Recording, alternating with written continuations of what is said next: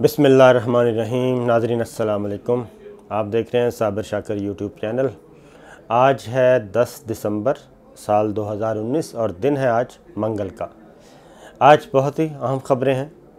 एक तो GHQ में आज कोर कमांडर्स कॉन्फ्रेंस हुई। ये अहम तरीन कोर कमांडर्स का इजलास था जो 7 घंटे तक जारी रहा और इसमें इंतहाई अहम तरीन फ़ैसले किए गए। हम कोशिश करेंगे कि उसके बारे में आपको इन्फॉर्म करें।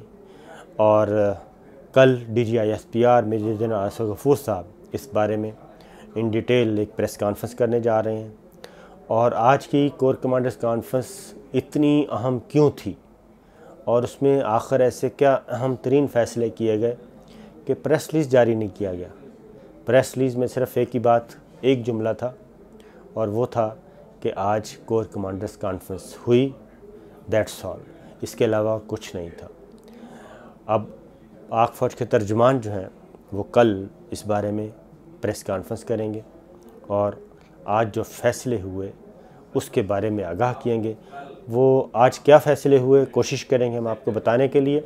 लेकिन सबसे पहले हम आपसे रिक्वेस्ट करेंगे कि आप चैनल सब्सक्राइब कर लें और नंबर 2 ये कि वीडियो पसंद आए तो लाइक ज़रूर कीजिए और बेल आइकन को क्लिक कर लें ताकि तमाम वीडियोज़ आप तक बर वक्त पहुँचती रहें। इसके अलावा भी कुछ ख़बरें और भी हैं, वो भी शेयर करेंगे कि लंदन में क्या साजिशें हुई। जी हाँ, बिल्कुल, लंदन में साजिशें हुई हैं, बाकायदा तौर पे साजिशें हुई हैं। बैरूनी एजेंडा पाकिस्तान में कैसे नाफिज किया जाए उसके बारे में बात हुई है। और फिर एक और चीज़ अगर वक्त मिला तो हम कहेंगे, बताएंगे आपको कि सुपर ताकतें कैसे झूठ बोल के लाखों लोगों को कत्लेआम, लाखों लोगों का कत्लेआम किया जाता है, झूठ बोला जाता है और फिर 20 साल के बाद सच बताया जाता है कि जनाब हमने जो खून बहाया, जो मुल्क बर्बाद किए, वो सारा कुछ झूठ था। इस पर भी बात करेंगे। लेकिन सबसे पहले GHQ में होने वाली कोर कमांडर्स कॉन्फ्रेंस, बैकग्राउंड में उसका आपको बता दूं क्यों अहम है।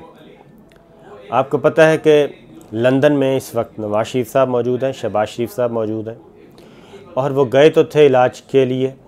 और यहाँ पे जो माहौल बनाया गया था वो ये था कि नवाज शरीफ साहब की ज़िंदगी को ख़तरा है, वो किसी वक्त भी वफ़ात पा सकते हैं, खुदा ना खास्ता, और वो डेथ बेड पे हैं। उनके प्लेटलेट्स 2000 गिर गए और अगर उनको ना भेजा गया तो एक और अहम तरीन लीडर जो है वो कत्ल हो जाएगा, फिर कत्ल का मुकदमा दर्ज होगा। कभी वो कहते थे कि फ़लाँ ज़िम्मेदार होगा, कभी फ़लाँ ज़िम्मेदार होगा। ये सारी चीज़ें मीडिया में इस तरीके से बनाई गई कि बड़े बड़े इदारे और पूरे का पूरा सिस्टम जो है वो धड़ाम से वो उनकी टांगें कांपने लग गईं और उन्होंने भी उस सारी चीज़ को सच समझा जो ये बताया जा रहा था। लेकिन मुस्लिम लीग चले जाते हैं उधर लंदन और लंदन जाके सियासी सरगर्मियाँ शुरू हो जाती हैं। वाशिंगटन फ़ोन हो रहे हैं, लंदन फ़ोन हो रहे हैं और अहम तरीन लोगों से राब्ते किए जा रहे हैं, इंटरनेशनल प्लेयर्स से राब्ते किए जा रहे हैं। और क्या राब्ते किए जा रहे हैं कि किसी भी तरीके से पाकिस्तान का जो पॉलिटिकल सिस्टम है उसको लपेटा जाए, पूरे का पूरा निज़ाम ही, सियासी निज़ाम ही लपेट दिया जाए और ऐसा माहौल बनाया जाए। इसके लिए वो कर रहे हैं।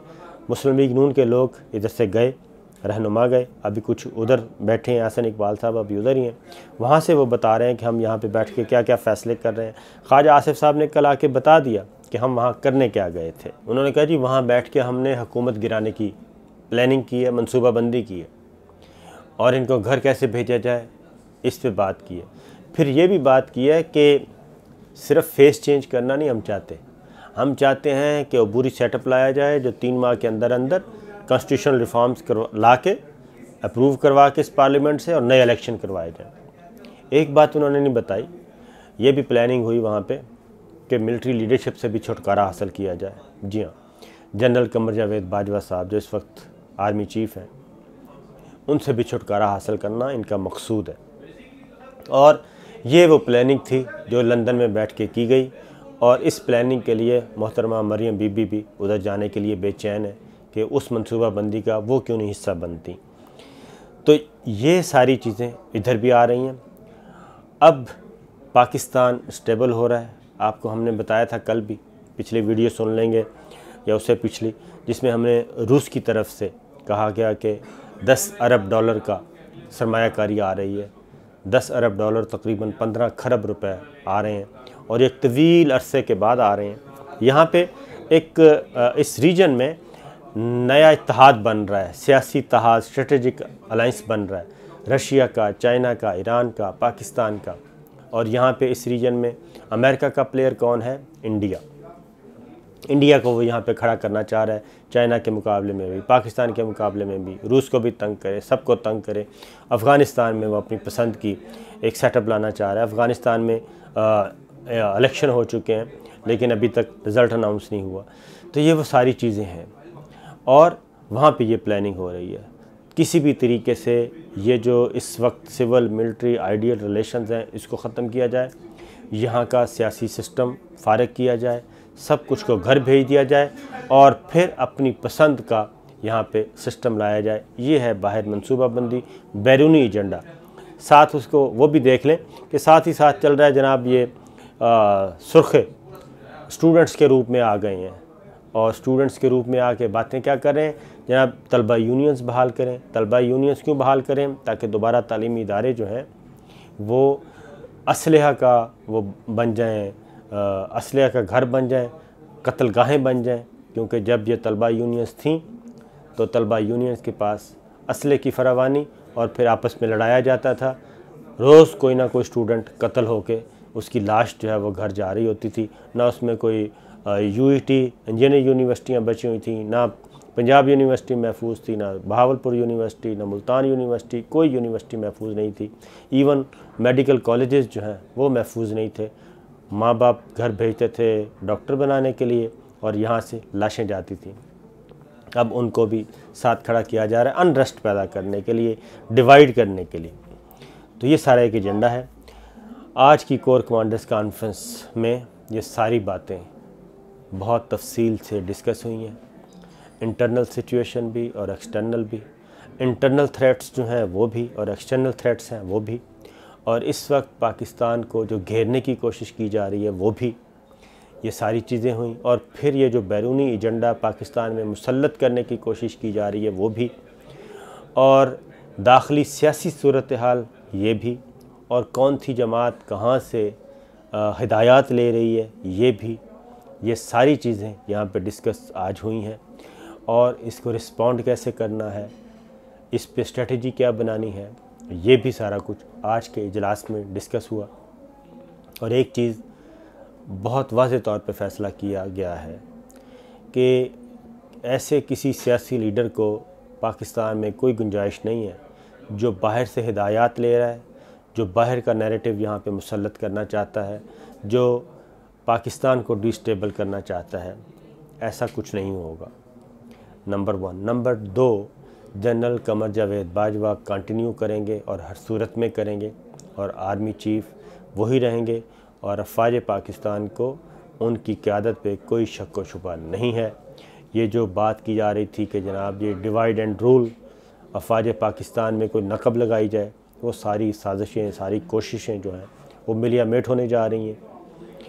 फिर ये कि अमेरिका जिस तरीके से और इंडिया दोनों मिल के पाकिस्तान को दबाव में ला के सैंडविच बनाना चाह रहे हैं तो रेजिस्टेंस की जाएगी। कश्मीर का जो मौक़िफ़ है उससे पीछे नहीं हटा जाएगा, आगे बढ़ा जाएगा। क्योंकि अमेरिका ख़ुद कहाँ खड़ा है, ये अफ़गान तालिबान ये जंग शुरू की गई थी अफ़गानिस्तान की, वो ज़रा सुनिए। वाशिंगटन पोस्ट ने, यानी कि अमेरिका क्यों इतना फ्रस्ट्रेटेड है और क्यों इतना डिप्रेस्ड है। अब आप देखिए कि ये वाशिंगटन पोस्ट की ख़बर है और वाशिंगटन पोस्ट ने पूरी डिटेल शाया कर दी है। ये एक आप देख रहे हैं, ये देखिए कि ये बनाया हुआ है जनाब कि अफ़गान वार में हुआ क्या है। मैं आपको बता देता हूँ। सबसे पहले तो कि इसमें मरने वालों की 1,57,000 लोग जो हैं पिछले 19 सालों में इन्होंने मार दिए, खपा दिए। कौन कौन है ये मैं आपको बताता हूँ। इसमें यूएस कॉन्ट्रैक्टर जो हैं वो 3,814 थे, यूएस मिलिट्री पर्सनल थे वो 2300 थे, नेटो के 1145 थे, और कोलिशन ट्रूप्स जो हैं।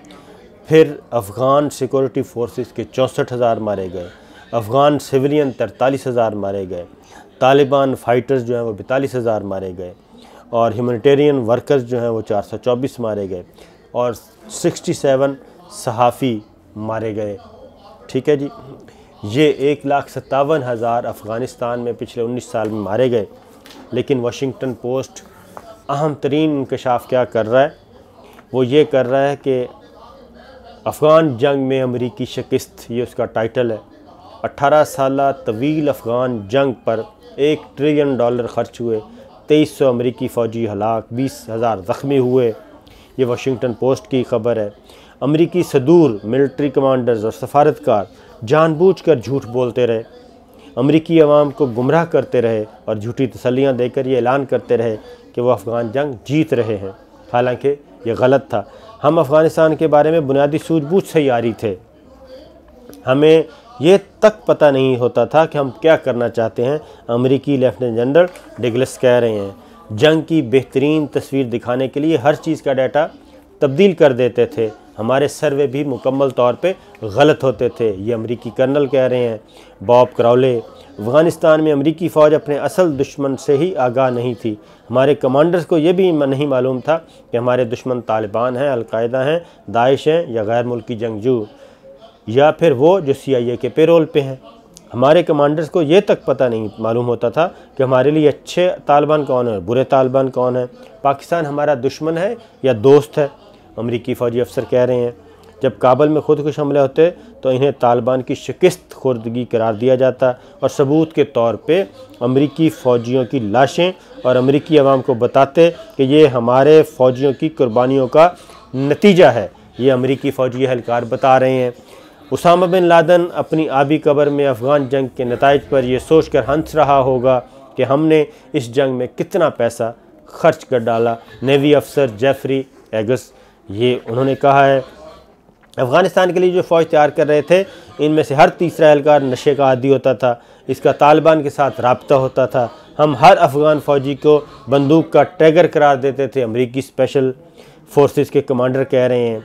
2006 में फैक्ट फाइंडिंग मिशन ने रिपोर्ट दी कि तालिबान दोबारा ज़ोर पकड़ रहे हैं, मगर रम्सफील्ड के दबाव में इस रिपोर्ट को नज़रअंदाज किया गया। वाशिंगटन पोस्ट की इंकशाफात है ये। रम्सफील्ड भी इस जंग में दुश्मन के बारे में कुछ नहीं जानते थे, इंसानी इंटेलिजेंस की बेहद कमी थी, लेकिन रम्सफील्ड किसी कामयाबी तक अमरीकी फ़ौज अफ़गानिस्तान से निकालने के ख़िलाफ़ थे। और ये जनाब दस्तावेज़ात ली हैं। अब पाकिस्तान को भी अमेरिका जो है बुरा भला कहता रहा, और ये कहता रहा कि जनाब आप जो है दोगलापन का किरदार अदा कर रहे हैं, दहशतगर्दी के ख़िलाफ़ जंग में हमारा साथ नहीं दे रहे। तो ये इल्ज़ामात हम पे लगाते रहे, हक़ानी नेटवर्क के ख़िलाफ़ हम पे इल्ज़ामात लगाते रहे, लेकिन उसी हक़ानी फैमिली के चश्मो चिराग अंस हक़ानी को रिहा करवाया गया। दोहा में अब उन्हीं के साथ मुज़ाकरात कर रहे हैं जिनको 19 साल तक दहशतगर्द कहते रहे, और पाकिस्तान में भी 1 लाख से ज़्यादा जो हैं वो शहादतें हुई आम शहरियों की। इसमें सिविल इंटेलिजेंस, मिलिट्री इंटेलिजेंस, फ़ौजी, गैर फ़ौजी तमाम इदारों की हुई। तो ये है वो चीज़ें।